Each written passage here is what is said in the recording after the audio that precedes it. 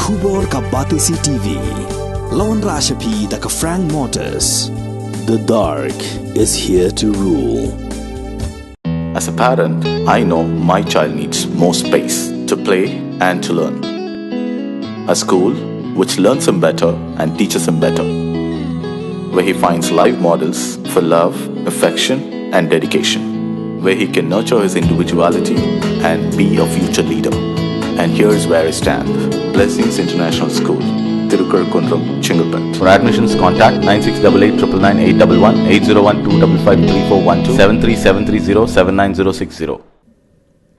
Kakasi Students Union West Jantia his district unit haka arpunyatrik uyayong arhajar arpulai kala IT da kador khas ha usumbut menteri rangba jong kajala uba petru yakatanat PWD roads ban pentep haka bayadai bakajingjat rathai jong ka Surok Jowai bypass nadu thalasken hadu somer Jowai nakalian jong ka seng kala pentep bakajingjat shabapala jong ka Surok Jowai bypass kala pelong yakinong nya kali bandrung lang ba ka Sor Jowai kat hadu bakalawan ra yakajingtheng kali ka shirkhai hapok ani ka Sor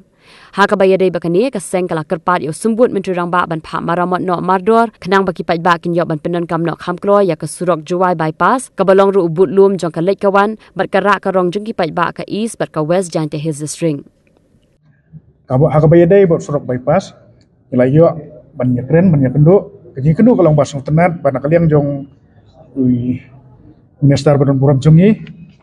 ila ong ba ila isu ya ko order buat membetreno YouTube Surok bypass. Dia nak kalian jomni ni kentu ya ka office jom deputy chief minister bagi juga por como PWD minister bakin long ke balik ban pen yalek ban pen kloi nak ban pentrei yang no Surok nang bagi pensuk ya kali kawan jong Paidbah nama arkat kum gajingjia menta no Surok